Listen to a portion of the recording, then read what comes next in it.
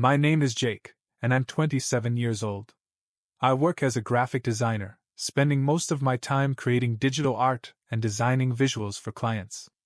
On the surface, my life looks pretty normal: steady job, creative passion, nothing too dramatic. But beneath that calm exterior, there's a reality I've struggled with for as long as I can remember. Being the middle child in a family of 5 feels like living life on mute. My parents, Mark and Linda, are your classic hardworking couple who have always provided for us.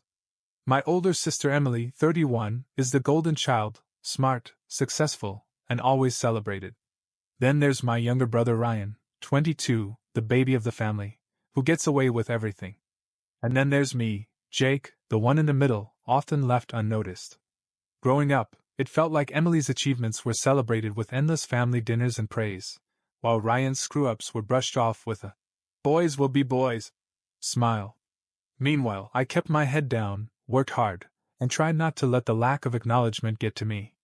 One time, I scored the winning goal in a soccer game, and when I came home bursting with pride, Emily was already announcing her college scholarship, and Ryan had just broken his arm from a bike accident. My victory didn't stand a chance. I convinced myself it didn't matter, that I was just being overly sensitive. But moments like that kept piling up. Family gatherings were filled with chatter about Emily's promotion or Ryan's latest party, while my words seemed to evaporate mid-sentence. It wasn't hate, just neglect, like I was an extra piece of furniture in the room. I kept telling myself it was no big deal, until the week that changed everything. It was supposed to be a chance for all of us to spend time together, a rare week at my parents' house. I was cautiously optimistic, especially because my birthday would fall right in the middle. I figured, finally, no excuses, they'll remember this time.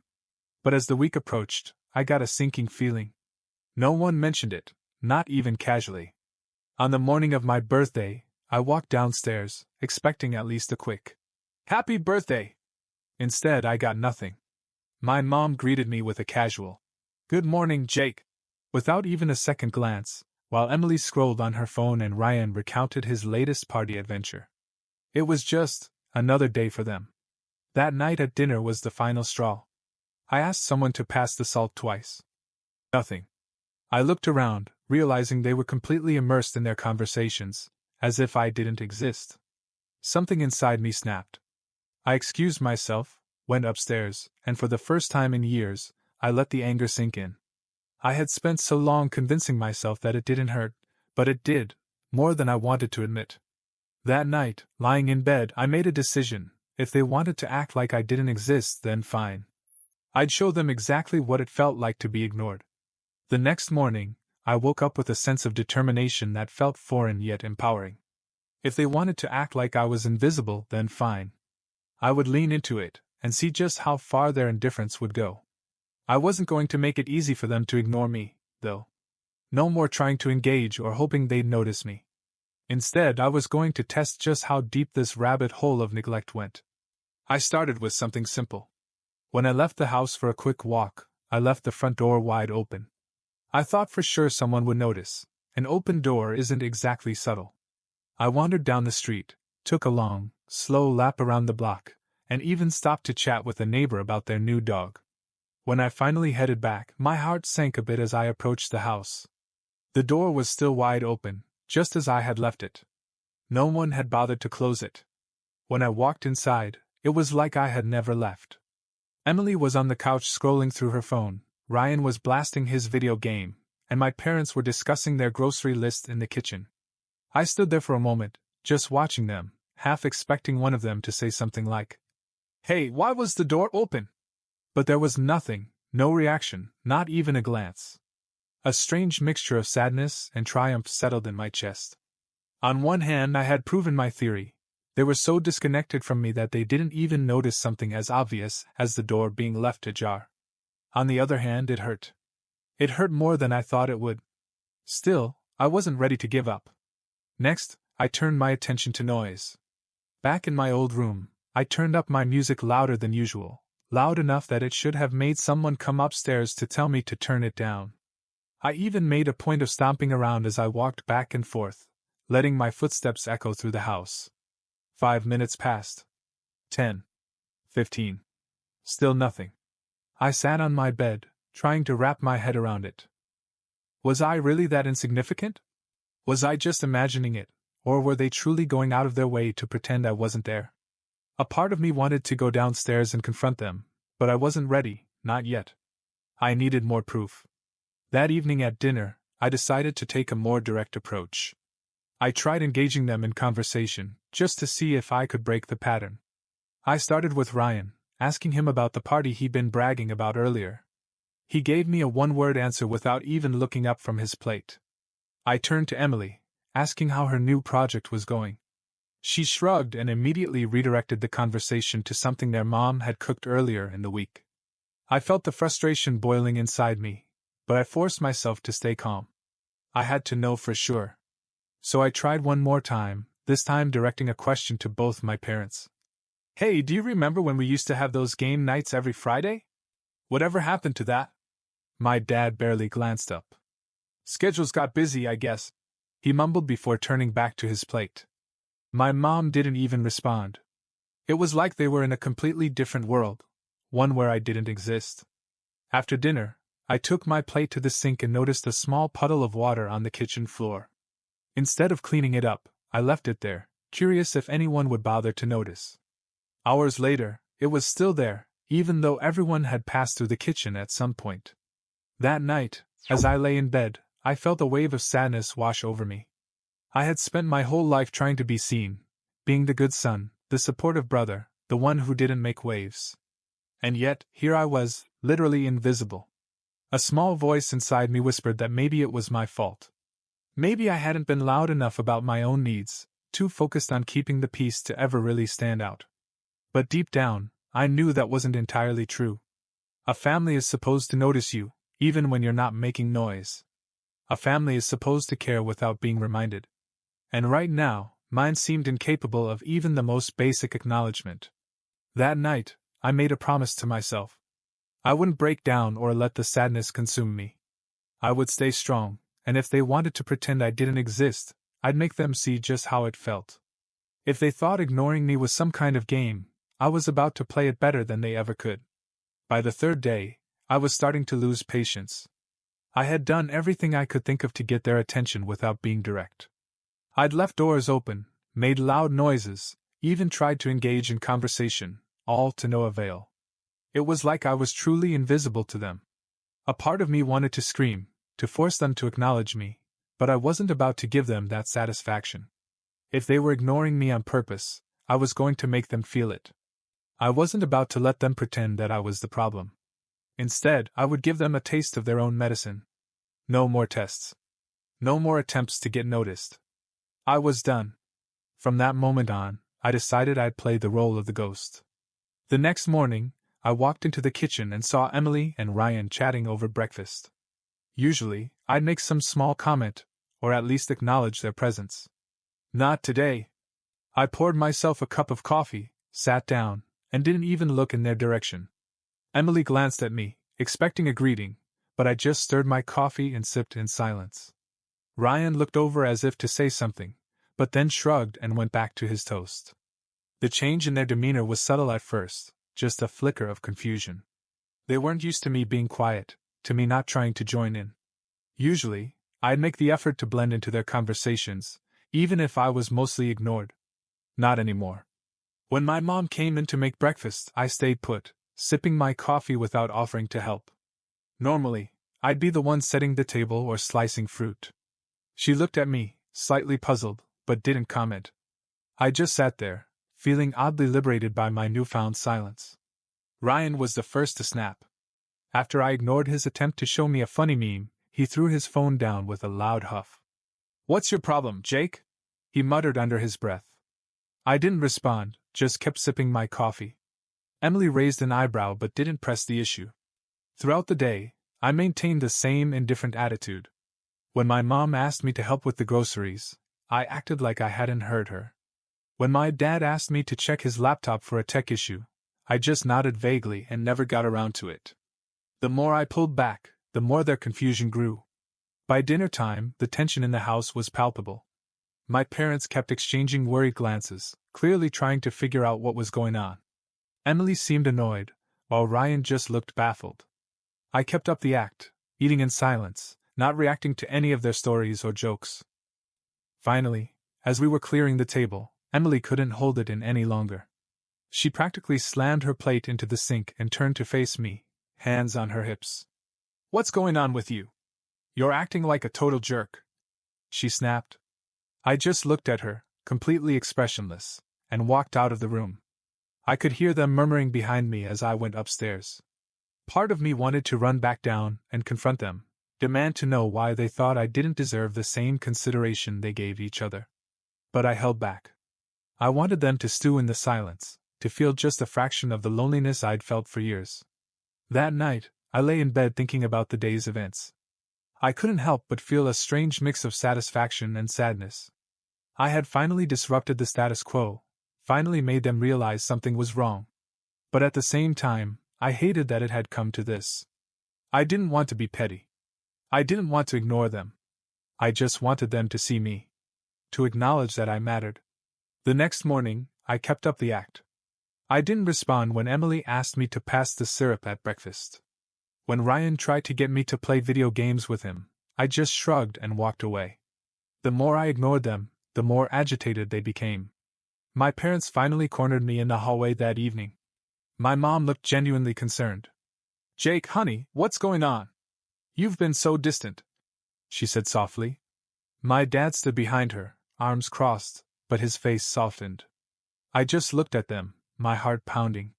Part of me wanted to unload everything right then and there, how I felt invisible, how I was tired of always being in the background. But I couldn't. Not yet. I needed them to feel what I had felt for so long. So I just shook my head and walked past them, leaving them standing there in confusion. As I closed my bedroom door behind me, I couldn't help but wonder if I was doing the right thing. Was this how I wanted to handle it? Was there even a better way? But then I remembered that birthday morning, the way they barely glanced at me, the way no one noticed I hadn't spoken all day. I wasn't doing this to hurt them. I was doing it to make them understand. Sometimes silence speaks louder than words. By the fourth day of my self-imposed silence, I could feel the tension in the house like a thick, suffocating fog. My family was unsettled by my sudden transformation from the usually quiet but agreeable middle child to a full-on mute. I knew they were growing increasingly frustrated, and honestly, I couldn't blame them. But I wasn't ready to back down. Not yet. Emily was the first to crack. That evening, as I sat on the living room couch, scrolling through my phone, she marched in and stood directly in front of me, blocking the screen. Her arms were crossed, and her face was a mix of anger and confusion. "What is your deal, Jake?" she demanded, her voice louder than usual. I glanced up at her, and then shifted my gaze back to my phone without a word. She let out an exaggerated sigh and dropped onto the couch beside me. "You're being ridiculous. You've been sulking for days. Are you mad about something? Because honestly, it's getting old." I kept my face neutral, even though I could feel my pulse quicken. The temptation to just explode and unload everything on her was almost overwhelming. But I knew better. I had to stay calm, let her feel the weight of her own words. When I didn't respond, Emily huffed and muttered, "Whatever," before stomping off to her room. I could hear her venting to Ryan, telling him how I was acting like a moody child, for no reason. Ryan's reaction was different. Instead of getting angry, he tried the opposite approach. Later that evening, he knocked on my door and poked his head in. "Hey, Jake. Want to play some Call of Duty? You always kick my ass at that game." His tone was light, almost hopeful. For a split second, I almost gave in. Playing games with Ryan used to be our thing, one of the few times I felt like a normal part of the family. But I couldn't let myself get comfortable. Not yet. I just shook my head without saying a word. He hesitated, then gave a small shrug. "All right, man. Suit yourself." I could hear the disappointment in his voice, but I pushed it aside. This wasn't about making them feel bad. It was about making them realize how it felt to be disregarded. My parents' reactions were more complicated. My mom tried to get me to talk while I was fixing the Wi-Fi router in the living room. "Jake, you've been so quiet lately. Is something bothering you? You know you can talk to us, right?" I wanted to scream. "Why now? Why only when I stop talking do you finally notice something is wrong? But I just shrugged and kept working on the router. My dad walked in, glanced at me fiddling with the wires, and asked, "You got it handled?" I gave a quick nod, not looking up. He muttered something to my mom, and they walked back into the kitchen. That night, I overheard my parents talking about me. My mom's voice was hushed but concerned. "I don't know what's going on with Jake. He's never been this withdrawn before. Did something happen at work?" My dad, ever the practical one, said, "Maybe he's just stressed. Or tired of being around all of us? He'll snap out of it." I felt a pang of sadness hearing that. They still didn't get it. They thought this was just a phase or a mood swing. They couldn't see that this was the culmination of years of feeling like I didn't matter. The next morning, things took a turn. My mom made breakfast and set an extra plate for me, even though I usually grabbed something quick on my own. When I sat down, she gave me a hopeful smile. "Pancakes. Your favorite," she said, sliding the plate toward me. I nodded, muttering a quiet, "Thanks," but nothing more. My dad looked up from his newspaper, clearly trying to gauge my mood. Emily walked in, took one look at the setup, and rolled her eyes. "Oh, so we're just gonna pretend he's not being a brat," she scoffed. Ryan, surprisingly, shot back. "Maybe if we listened to him once in a while, he wouldn't have to act like this." That caught everyone off guard, including me. Emily gave him a sharp look, and my parents exchanged glances, clearly not expecting Ryan to take my side. My heart pounded in my chest. Did he get it? Was I finally breaking through to at least one of them? I wanted to turn around and hug him, but I stayed silent, keeping up my stoic act. That evening, after dinner, I heard Ryan talking to Emily in the hallway. "Look, maybe we've been kind of jerks to Jake. I don't know. But he's always the one making things easy for everyone, and maybe he's just tired of it. Have you ever thought about that?" Emily's response was muffled, but I could hear the reluctance in her tone. I guess. But why does he have to make it so dramatic?" Ryan didn't reply, and I couldn't help but feel a small flicker of hope. Maybe Ryan was starting to see it, the years of being overlooked, the constant feeling of being less important.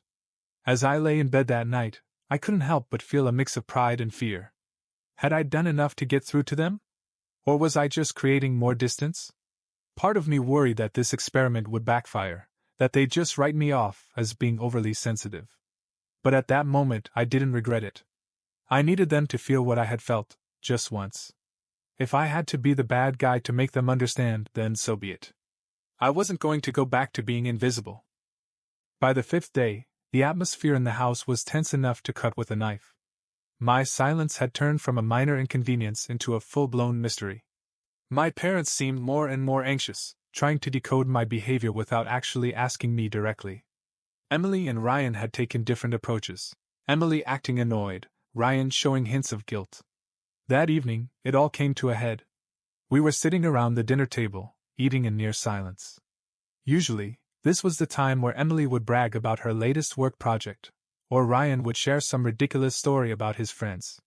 Instead, we ate with nothing but the clinking of silverware to break the silence. Suddenly, Emily couldn't take it anymore. She slammed her hand on the table, making the plates rattle.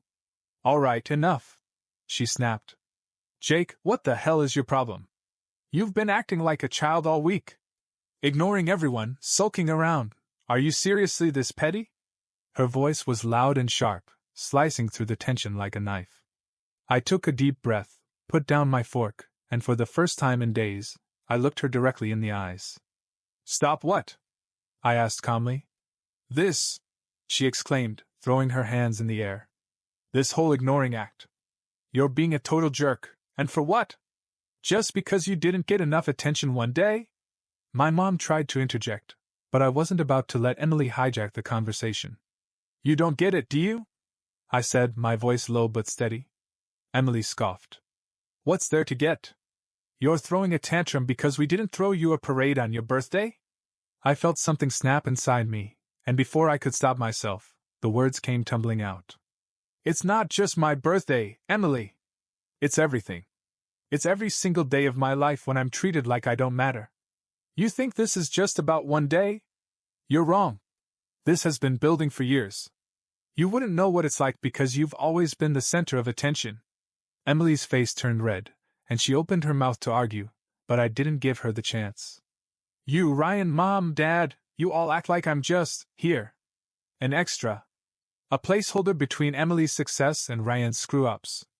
I've spent years trying to be good enough, trying to fit in, and no matter what I do, it's never enough to get noticed. My dad looked shocked, and my mom covered her mouth, her eyes wide. I could see Ryan shifting uncomfortably, guilt washing over his face. Emily finally stammered. Jake, it's not like that. You're just. I'm just what? I cut her off. Quiet? Not flashy enough? I didn't ask to be the middle child, but it's like I'm automatically less important because of it. You've been praised and babied your whole lives, and I've been trying to keep the peace while feeling like I don't even exist.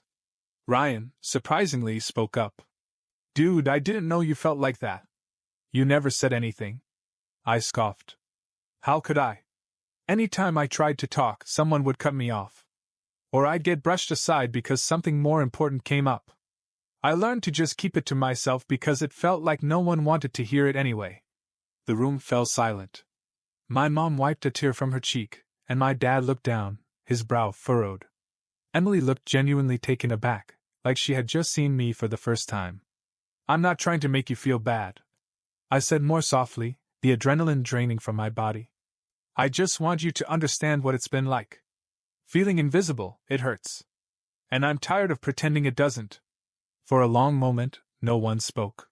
My dad finally cleared his throat, his voice quiet and strained. Son, we didn't know. I guess we've just been caught up in everything else. That doesn't excuse it. I'm sorry. My mom nodded, her voice shaky. Jake, I'm so sorry too. I never realized how much we've been neglecting you. I guess I took it for granted that you were okay because you never complained. Emily looked down, visibly shaken. I didn't mean to make you feel like that, she whispered. I never thought about it from your side. Ryan bit his lip, looking genuinely remorseful. I've been a jerk, haven't I? I just nodded, not trusting my voice anymore. It felt surreal, like finally peeling back years of hurt and exposing it all at once. I didn't know whether to feel relieved or just sad that it took this long for them to notice. My dad leaned forward, his tone firm but kind. We're going to do better, Jake. I promise. We're not perfect, but that doesn't mean we shouldn't try harder. You matter. You always have. It was a small comfort, but it was something. I gave a weak nod, feeling like a massive weight had been lifted, even though the ache was still there. That night, as I lay in bed, I wondered if things would change. Part of me was still guarded, not ready to believe that one conversation could fix years of neglect. But for the first time in a long while, I felt like they saw me, like I wasn't just a shadow passing through the room. The morning after that intense confrontation felt different. Lighter somehow. I woke up feeling drained but also strangely hopeful. Part of me still doubted whether the change would last, but at least I'd finally been heard. For the first time in years, I had made them listen. When I walked downstairs, the atmosphere was noticeably calmer. My mom greeted me with a soft, tentative smile. Good morning, Jake. I made some of those blueberry pancakes you like, she said, gesturing to the stack on the counter. I nodded and managed a small thanks. She looked almost relieved just to hear me speak. As I sat down, I noticed Emily in the living room, flipping through a magazine. She glanced over and gave me an awkward, uncertain wave. It was like they were all walking on eggshells, unsure of how to approach me now that they knew the truth. I wasn't used to this much attention, and honestly, it made me a bit uncomfortable. Ryan wandered in next, giving me a quick nod. Hey, you want to play some games later? He asked, scratching his head like he wasn't sure if the offer would be accepted. I hesitated, not wanting to rush back into old habits. Maybe, I replied, keeping it vague. His shoulders sagged a bit, but he didn't push. During breakfast, Emily sat down at the table with me. She didn't say much, just sipped her coffee while sneaking glances my way. After a few minutes of awkward silence, she finally spoke. You know, I didn't mean to make you feel like you didn't matter, she mumbled. I guess I just never noticed. I thought you were fine because you never complained. I looked at her, trying to gauge whether she was being sincere. Her face was softer than usual, less guarded. It's not just about complaining, I said quietly. It's about feeling like I'm never seen. Like no matter what I do, I'm just there. Emily nodded slowly. I get it. I do. I'm sorry, Jake. I should have noticed sooner. We didn't hug or have a big, emotional moment. But the simple acknowledgement was enough to make me feel like maybe things could get better. Later that day, my dad asked for help fixing the old lawn mower. Normally, I'd just hold the tools while he did the work, but this time, he explained what he was doing step by step. This part here is tricky. You've got to get the belt just right, or it'll slip, he said, guiding my hand as I adjusted the tension. It wasn't much, but it felt significant, like he was trying to include me instead of just using me as a spare pair of hands. Ryan made another effort that evening. He knocked on my bedroom door, an actual knock, not just barging in like he usually did. Hey, Jake, he started hesitantly. I downloaded that new game you were talking about last month. Thought you might want to try it with me. I was surprised. Ryan had never taken much interest in what I liked before. I agreed, and we spent a few hours laughing and cursing at the screen as we tried to figure out the game's mechanics. It wasn't much, but it was more effort than I was used to from him. My mom was more cautious. She'd check on me every few hours, asking if I needed anything or just making sure I was okay. At one point, I caught her watching me from the doorway, her expression a mix of guilt and relief. A few days later, we all ended up in the living room together. It was one of those rare moments when no one had plans or distractions. Emily was flipping channels, Ryan was texting, and I was sketching in my notebook. My mom suddenly spoke up. We should do a game night, she said. Everyone looked at her like she'd suggested we build a rocket. Game nights had been a tradition years ago, but they slowly faded as everyone got busier. Seriously? Emily asked, half intrigued, half skeptical. Yes, Mom insisted. We haven't done it in ages. I think it would be good for us. Ryan shrugged. Sure, why not? Emily hesitated, then nodded. Yeah, okay. I didn't say much, just kept sketching, but a small smile tugged at my lips. Game nights had always been one of the few times I felt like a part of the family. If they wanted to bring it back, I wasn't going to argue. When the evening rolled around, my dad dug out the dusty old board games from the hall closet. We set up in the living room, arguing over which game to play first. We settled on Monopoly, and for the first time in a long while, I laughed with them. Emily made snarky comments about Ryan's terrible property choices, and my mom tried to negotiate her way into the boardwalk spot. My dad cheated blatantly, pretending not to notice when he, accidentally, collected extra cash from the bank. By the end of the night, the tension had eased, replaced by something that felt almost normal. I knew it wasn't a perfect fix. Years of feeling overlooked wouldn't disappear overnight. But this was a start, something to build on. When I headed upstairs to my room, Ryan stopped me in the hallway. Hey, Jake, he said, his tone serious. I'm glad you're not mad anymore. I didn't mean to ignore you, you know? I looked at him, not sure how to respond. I'm not mad, Ryan. I wanted you to know what it felt like. Being invisible sucks. He nodded, looking a bit ashamed. I get it now. I'll try to be better. Promise. As I closed my door behind me, I couldn't help but feel cautiously optimistic. They were trying. It wasn't perfect, and I knew there would be setbacks, but at least they had acknowledged the problem. At least now they saw me.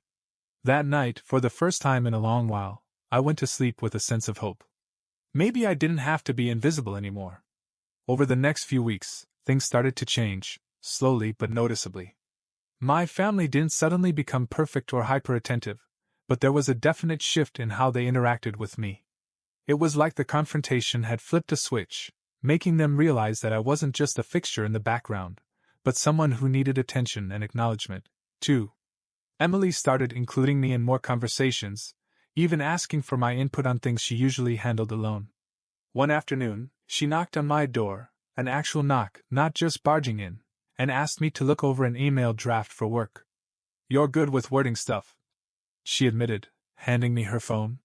It wasn't much, but it was more than I'd ever expected from her. Ryan, true to his promise, made an effort to hang out more. Instead of assuming I'd just go along with his plans, he asked what I wanted to do. One evening, he asked if I wanted to watch a new action movie with him. "Your pick this time," he said with a sheepish grin. We ended up laughing through the whole film, making dumb commentary and pointing out plot holes. It was the most fun we'd had together in years. My parents also took small but significant steps. My mom started checking in with me more often, not in an overbearing way, but just enough to show that she cared about my day-to-day life. She even asked me to teach her some basic design skills on my laptop. At first, it was painfully awkward, but we eventually got into a rhythm, and I found myself enjoying the time we spent together. My dad, on the other hand, took a different approach. One weekend, he suggested we work on fixing up the old car in the garage. It was a long, greasy project, but he took the time to show me how to handle the engine repairs instead of just expecting me to hand him tools. It felt good, like he was finally treating me as an equal rather than just the extra set of hands. One night during dinner, Emily brought up something that caught me completely off guard. "We should make Jake's birthday a bigger deal next year," she said suddenly, her tone casual but sincere. My parents both nodded, and Ryan chimed in. "Yeah, like a proper party or something. You know, to make up for. You know." I couldn't help but smile. It was weird hearing them talk about my birthday with actual enthusiasm. Usually, it was just an afterthought, but now they were planning, wanting to do it right. Later that night, as I was cleaning up in the kitchen, my mom came up beside me and started drying dishes. She hesitated before speaking, almost like she was afraid of saying the wrong thing. "Jake," she started softly, "I just want you to know that we're trying. It's not going to be perfect all at once, but we're going to do better." I gave her a small smile, still not completely used to this newfound awareness. "I know, Mom. I appreciate it. I need it to be real, you know? Not just because I made a fuss." She put a hand on my shoulder and squeezed gently. "It is real. We just forgot how to pay attention. You've always been so steady. I guess we just assumed you were okay." It wasn't the perfect apology, but it was something. Acknowledging that they took me for granted was a start, and I couldn't ask for more than that at the moment. A few days later, I found myself thinking about how much had changed. It wasn't just that my family was trying harder, it was that I was finally willing to speak up when I felt overlooked. I had spent so long staying quiet to keep the peace that I hadn't realized how much it was costing me.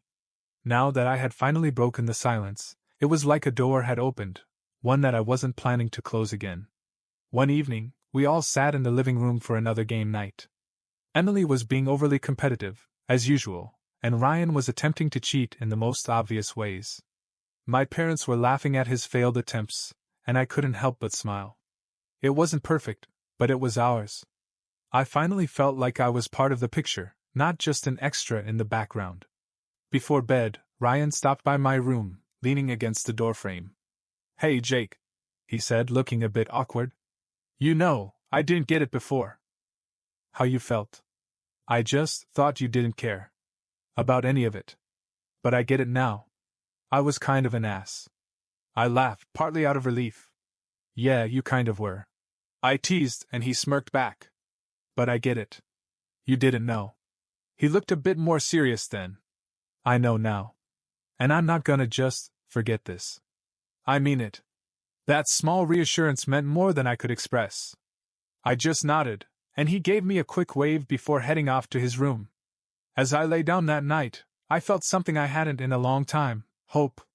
Things weren't magically fixed, and I knew there would be times when I'd still feel a bit overlooked. But now I knew I could speak up. I didn't have to stay quiet just to keep the peace. I didn't have to pretend everything was okay when it wasn't. Sometimes, making people see you means risking discomfort. It means breaking the pattern and forcing them to notice. It wasn't easy, and it wasn't pretty, but it was necessary. And for the first time, I knew that I wouldn't let myself fade into the background again. I had a voice, and I was finally using it.